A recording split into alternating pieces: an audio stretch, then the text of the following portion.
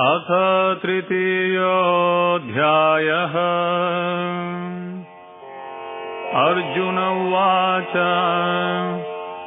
जायसी चेत् कर्मणस्ते मता बुद्धिर्जनार्दन तत्किं कर्मणि घोरे मां नियोजयसि केशव।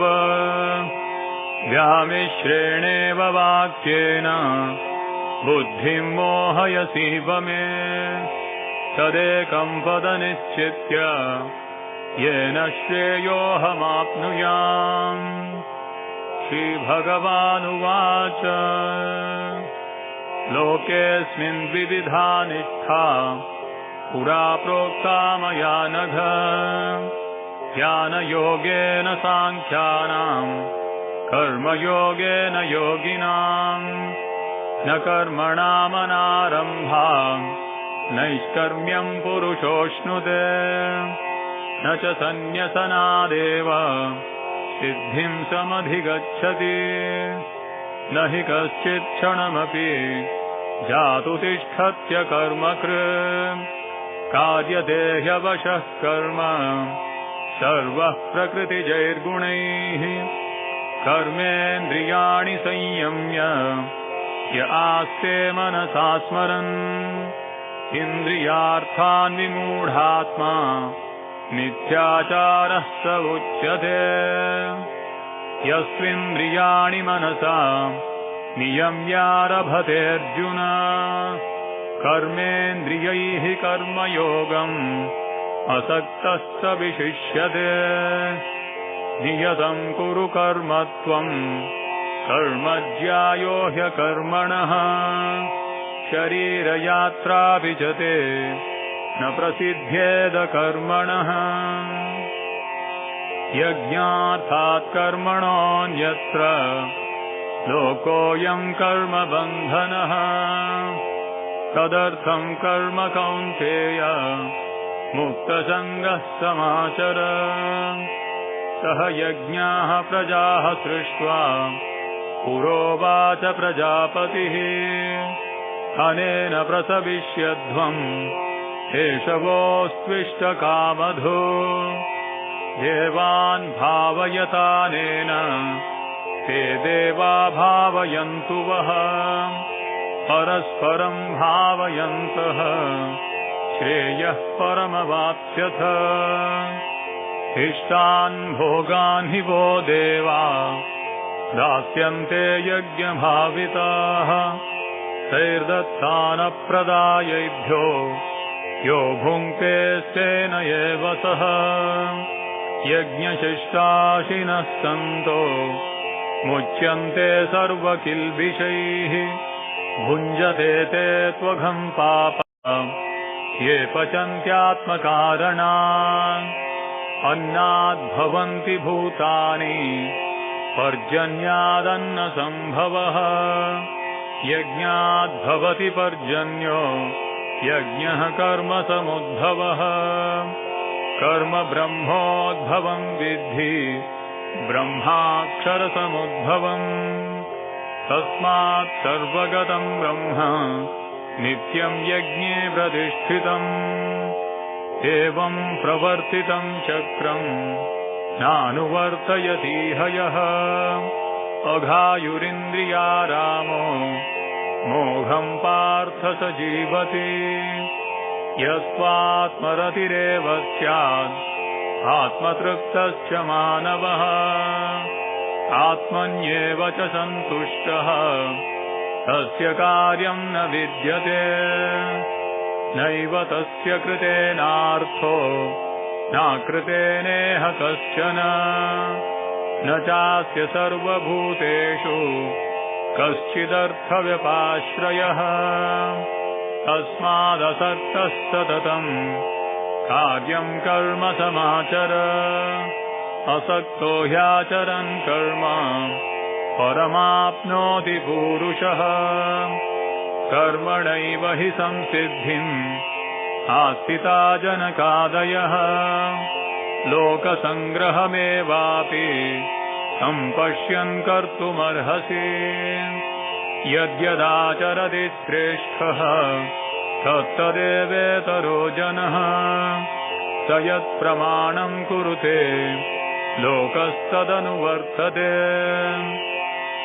न मे पार्थास्ति कर्तव्यम् त्रिषु लोकेषु किञ्चन नानवाप्तमवाप्तव्यम् वर्तयेव च कर्मणि यदि ह्यहं न वर्तेयम् जातु कर्मण्यतन्द्रितः मम वर्त्मानुवर्तन्ते मनुष्याः पार्थ सर्वशः उत्सीदेयुरिमे लोका न कुर्याम् कर्म चेदहम् शङ्करस्य च कर्ता स्याम् उपहन्यामिमाः प्रजाः सक्ताः कर्मण्यविद्वांसो यथा कुर्वन्ति भारत कुर्याद्विद्वांस तथा सक्तः चिकीर्षु लोकसङ्ग्रहम् न बुद्धिभेदम् जनयेत् अज्ञानाम् कर्मसङ्गिनाम्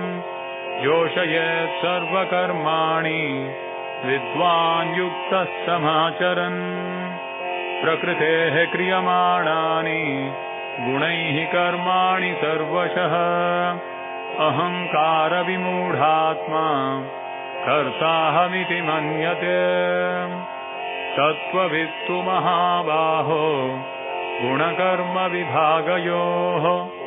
गुणागुणेषु वर्तन्त इति मत्वा न सज्जते प्रकृतेर्गुणसम्मूढाः सज्जन्ते गुणकर्मसु तान् कृत्स्नविदो मन्दान् कृत्स्नविन्न विचालये मयि सर्वाणि कर्माणि सन्न्यस्याध्यात्मचेतसा निराशीर्निर्ममो भूत्वा युध्यस्व विगतज्वरः ये मे मतमिदम् नित्यम् अनुतिष्ठन्ति मानवाः श्रद्धावन्तो न सूयन्तो मुच्यन्ते तेति कर्मभिः ये त्वेदभ्यसूयन्तो नानुतिष्ठन्ति मे मतम् सर्वज्ञानविमूढांस्तान् विद्धि नष्टान चेतसः सदृशम् चेष्टते स्वस्याः प्रकृतेर्ज्ञानवानपि प्रकृतिम् यान्ति भूतानि निग्रहः किम् करिष्यति इन्द्रियस्येन्द्रियस्यार्थे रागद्वेषौ व्यवस्थितौ तयोर्न वशमागच्छेत् तौ ह्यस्य परिपन्थिनौ श्रेयान् स्वधर्मो विगुणः परधर्मा स्वनुष्ठिता स्वधर्मे निधनं श्रेयः परधर्मो भयावहः अर्जुन उवाच अथ केन प्रयुक्तोऽयम् पापं चरति पूरुषः अनिच्छन्नपि वार्ष्णेय बलादिव नियोजितः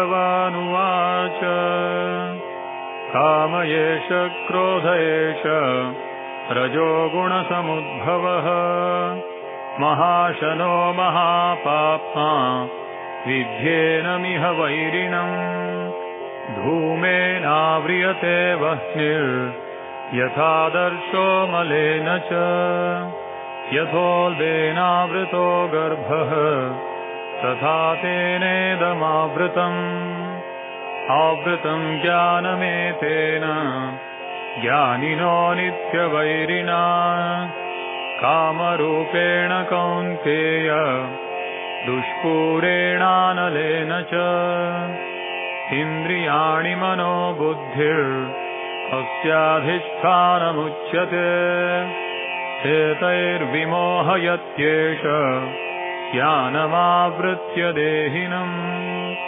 तस्मात् त्वमिन्द्रियाण्यादौ नियम्य भरतर्षभ पाप्मानं प्रजहिह्येनम् ज्ञानविज्ञाननाशनम् इन्द्रियाणि पराण्याहुर् इन्द्रियेभ्यः परं मनः मनसस्तु परा बुद्धिर्यो बुद्धेः परतस्तु सः एवं बुद्धेः परं बुद्ध्वा संस्तभ्यात्मानमात्मना जहि शत्रुं महाबाहो कामरूपं दुरासदम्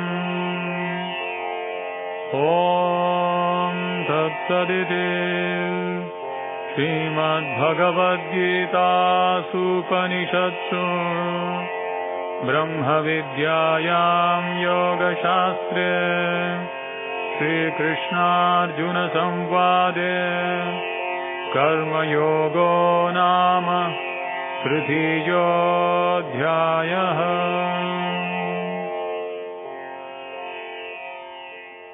Press like, subscribe and comments and share the channel.